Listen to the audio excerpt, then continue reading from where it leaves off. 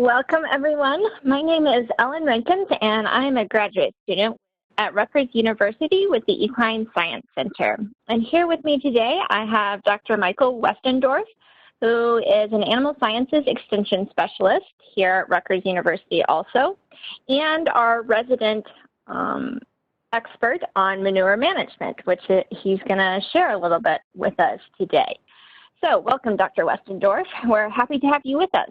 Good afternoon, Ellen.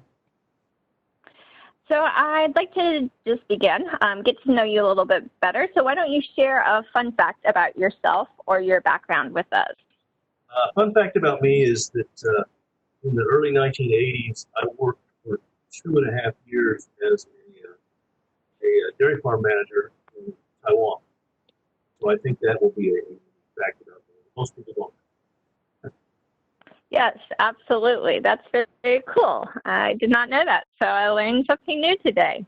So we're going to jump off into our discussion of manure management, and we're going to begin by asking you, so exactly how much manure does a typical 1,000-pound horse produce in a year?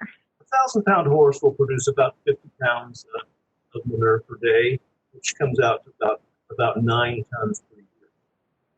And in that 9 tons, in that 9 tons, you're going to average probably 10 pounds of nitrogen, 2 or 3 pounds of phosphorus, and maybe 8 pounds of potassium. Mention those three: nitrogen, phosphorus, potassium, because those are the ones that are, most useful to us when using manure as a fertilizer. Okay, so that's definitely a lot of manure in a year. Can certainly pile up in a hurry. So why? So I guess that kind of alludes to one reason why manure management would be important for a horse owner to consider, but what other reasons are manure management strategies important for the horse owner? I'll mention one other thing on the first question, that if you're keeping horses in stalls, you're probably going to use between 10 and 20 pounds of bedding. That 9 tons does not include that. So if you include maybe 15 pounds of bedding per day on the average, you're probably looking at 12 tons plus bedding. So what are some reasons we're interested in manure? We're interested in it possibly as a fertilizer. The nitrogen, the phosphorus, the potassium can always have value for us when you use it and spread it on the land. So that is a big factor. Also, horse manure is going to be a very good source of organic matter. And organic matter, particularly on soils like parts of New Jersey or elsewhere in the country, are very low in organic matter. So when used properly, horse manure can be valuable when spread on land that might be low in organic matter.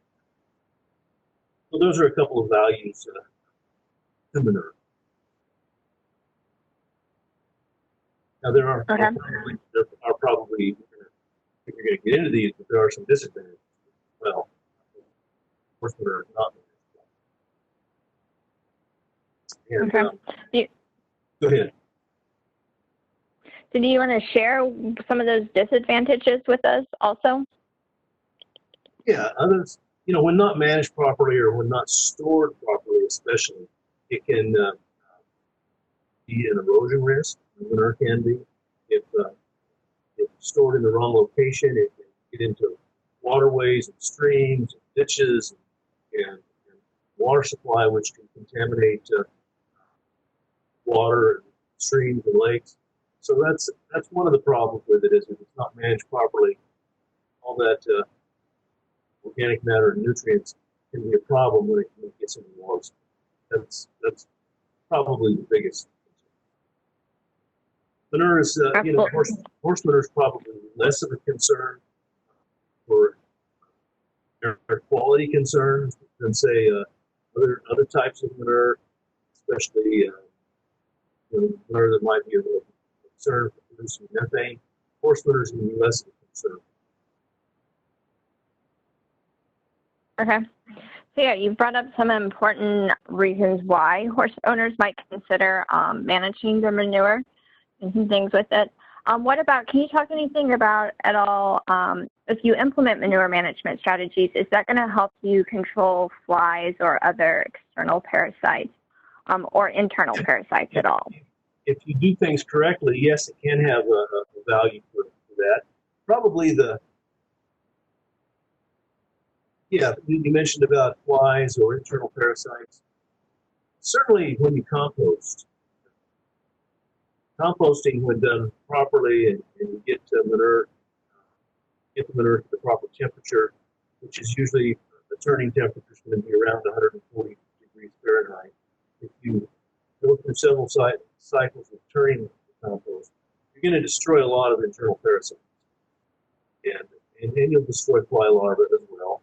There are other means of controlling fly larvae, but certainly composting is a good means of getting rid of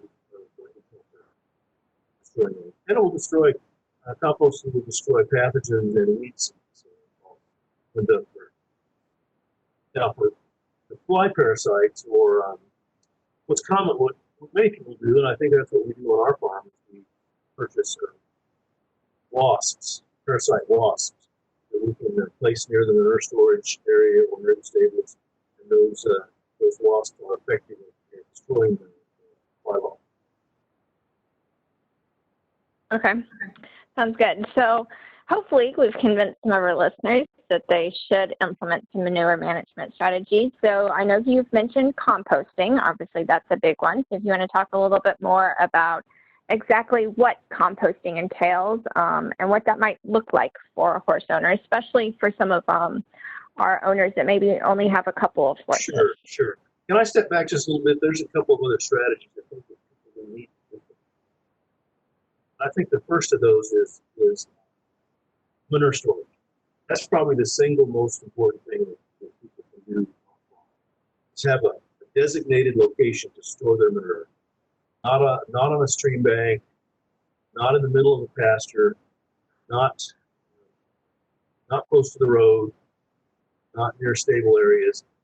As much as you can, have a designated area for storing the manure and hauling it off on a regular basis. That'll let you protect the manure area, especially from barnyard waste. We get a lot of runoff during a rainstorm. We don't want the rain to run directly through the manure storage, so we place it in such a location that won't happen. So proper establishment of a manure storage and location, emptying on a regular basis, to me is probably the single most important thing that can be done. And along with that, properly managing barnyard waste, barnyard water, keep that out of the manure pile, barnyard water out of the paddocks, grazing areas. And thirdly, if you implement whether you do implement a rotational grazing plan, I think it's essential that you have a designated area for feeding, watering, and the shelter for animals when they're housed outdoors. And we often call that a sacrificed area or rest area or exercise lot. I think those three things are, I would say, are very, very important to implement on.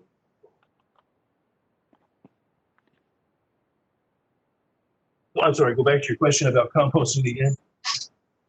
That's okay. If you just want to talk a little bit, and thank you for sharing those other strategies, because I think you're right. It's not just, there's lots of other things we can do also. But for composting, if you could talk a little bit about the actual process of composting itself, and especially what that might look like for some of our horse owners that maybe only have a couple of horses, where it's not a really large operation. Sure. Composting is what we'll call an aerobic process. That means it is oxygen dependent. Composting to occur properly, you need oxygen present in the compost. So as oxygen is present in the compost, bacteria will grow on the organic matter and nutrients that are present in the compost pile, and the pile will heat up. Okay, get higher in temperature, and eventually it will use up all the oxygen that's present in the pile. Basically, the bacteria will ultimately kind of starve themselves to death for oxygen, and the pile kind of becomes a little stable. Then we come back and we turn it. So some kind of a mechanical turner or a skid steer loader or something. And when we turn it, we re-oxygenate it, we re-air it in contact with the material again. And then we'll start that entire process again, where we will, the oxygen, the bacteria in the presence of oxygen and nutrients will start to grow again, and the pile will heat up again. And as we go through several cycles of this, heating and using up the oxygen and then mixing or turning, after you've done that several times, the pile will stabilize itself, and it will be ready to cure. So it might, depends on how often you turn it and method of turning, it might take from 3 to 6 months to really do that properly. For composting it, turning it, curing it. At the end of that time, you would leave it low for a while, pile it and allow it to cure. Now, I know there's different methods of composting and different techniques that greatly speed up the process of composting. What I've talked about is kind of more, I don't call it a low-tech version, but it's something that's applicable on farms, small farms, on larger farms that have the ability to turn with a loader or something. Now, how about a small farm? Yeah, depends on how small you're talking, but if a skid steer loader or a small tractor with a loader is always helpful, because that'll allow you to turn it. And what sometimes works in a situation like this is to design a little small little building with some separated bays in or bins, and you just move the compost back between those bins. When you turn it to another one of those bays or bins, and then you add more. You might be adding more dirt or in another one. So on a small farm, that's applicable. Now, people may not have the ability to have a skid steer loader or a small loader tractor. Then you're going to have to do things by hand, and that's more than 1 or 2 horses. That's going to be a challenge. It get to be a lot of work. So, but certainly that's something that a small farm can do. Okay. Thanks for sharing that. So if they go through the process of making compost and end up with a finished product, can you talk a little bit about what are some uses and what's the value of that compost after you have it? Well, certainly it has some fertilizer value, as I mentioned earlier. Nitrogen, phosphorus, potassium are valuable when you spread it on the land. So that's one of the values of it. And again, as I mentioned, organic matter is present in the violence. So that's some of the value. And for that matter, it may have value as use for home gardens, on flower areas, flower beds. In fact, I've been past farms before that would have a sign out front saying horse farms would have a sign up front saying free compost. Now, I'm not sure how good of a compost it was or if it can compost it properly, but that's some people desire horse manure used as on their garden.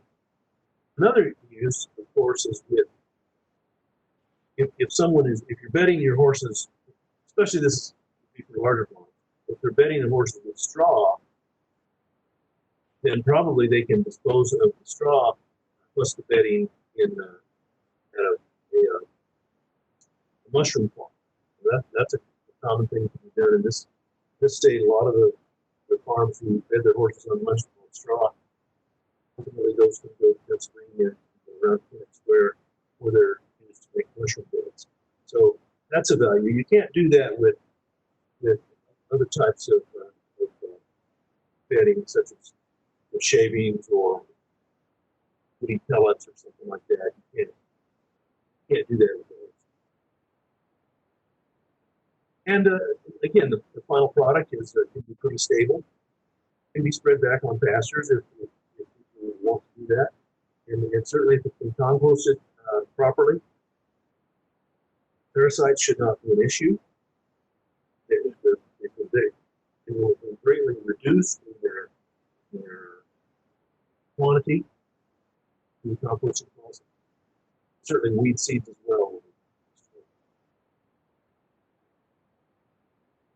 Okay. So I think you sort of alluded to it in some of our earlier conversation when you talked about other strategies and manure storage and stuff. Would you think it's safe to say that if a horse owner could only implement one strategy, or if they were looking to implement strategies over time, kind of building up to some of these other things, that having a manure storage site would be the first one they should look at implementing, or the one that would be most important to implement? I would think that manure storage is probably the first thing they should implement. Proper way of gathering and collecting and storing it. Okay. But right after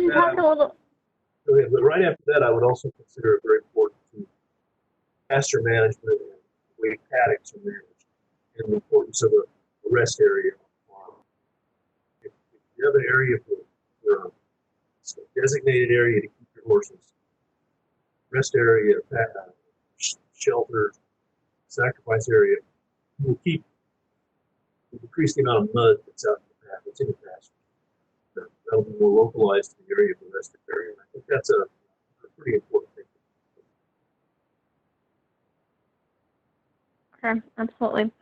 So say someone's going to have this manure storage, collect manure, do this. So we've talked about one option for that manure is then to go on and compost it. But if someone's not going to compost, what other options do they have of what to do with that manure? Because as we've alluded to, it builds up in a hurry. Yes.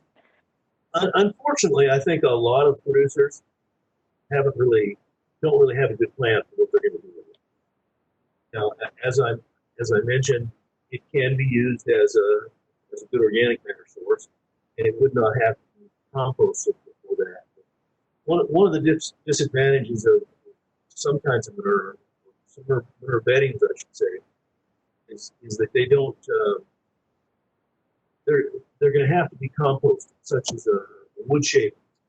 Wood shavings has been shown to have some problems when it's spread directly on the land and limit the take of some of the nutrients in the soil.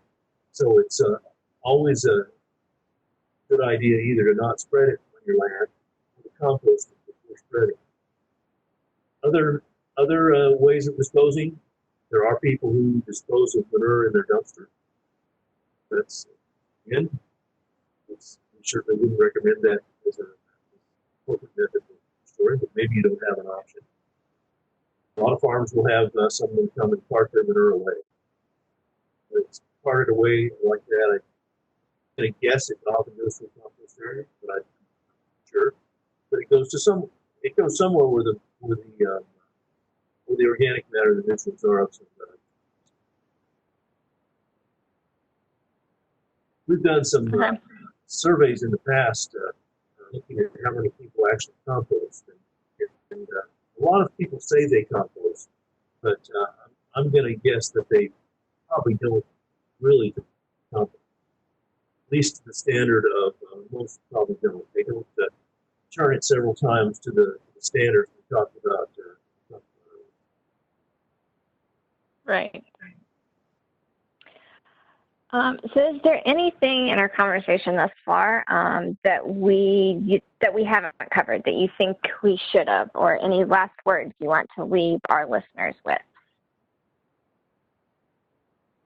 Well, certainly reiterate the part about manure storage. And I think just reiterate again that manure can be a resource. It shouldn't be conceived to be an enemy. It's just a matter of making it a resource. One project we had worked on years ago was to determine the energy value of the horse manure. Horse manure has a lot of energy value, and some believe we could take it and use it for heat, to burn it and make heat out of it. Certainly, it's not what comes out of the manure storage. It's not the shape to do that, but it certainly has energy value, and that's, I think, another thing that should do it. Another option that should be considered. That's so fascinating. Maybe one day I'll be there. Well, I want to thank you. Go ahead. Go ahead. No, I was going to say, and there's been some work done at taking horse manure and turning it into pellet. Pellet that would, again, it would be able to burn it in some kind of furnace to extract heat from it. So there's interest in doing that. It's not really a technology that's taken hold. Yeah, certainly an interesting concept. I would agree. Well, thank you very much for taking the time to visit with us today. We appreciate it and hope the listeners have gleaned something from our conversation. Thank you very much. Have a nice day.